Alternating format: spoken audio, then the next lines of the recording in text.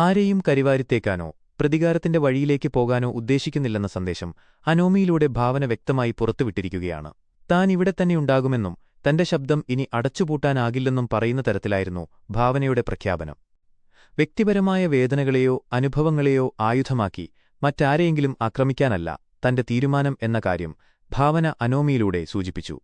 മൗനം പാലിച്ച് ഒഴിഞ്ഞുമാറുക എന്നതല്ല, മറിച്ച് സ്വന്തം നിലപാട് തുറന്നുപറഞ്ഞ് മുന്നോട്ടു പോകുക എന്നതാണ് താൻ തെരഞ്ഞെടുത്ത വഴി എന്നും അവൾ വ്യക്തമാക്കി.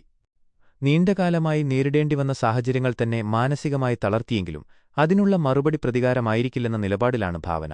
വ്യക്തിത്വവും ആത്മാഭിമാനവും കൈവിടാതെ തന്റെ സാന്നിധ്യം രേഖപ്പെടുത്തുകയാണ് ലക്ഷ്യമെന്നും അനോമിയിലൂടെ അവൾ പറയുന്നു. ഈ പ്രതികരണം സോഷ്യൽ മീഡിയയിലും സിനിമാലോകത്തുമടക്കം ശ്രദ്ധ നേടിയിരിക്കുകയാണ്. ആക്രമണത്തിനോ കുറ്റപ്പെടുത്തലിനോ പകരം സ്വന്തം നിലപാട് ആത്മവിശ്വാസത്തോടെ വ്യക്തമാക്കുന്ന ഒരു പ്രഖ്യാപനമായി ഭാവനയുടെ അനോമിയെ ആരാധകരും നിരീക്ഷകരും വിലയിരുത്തുന്നു.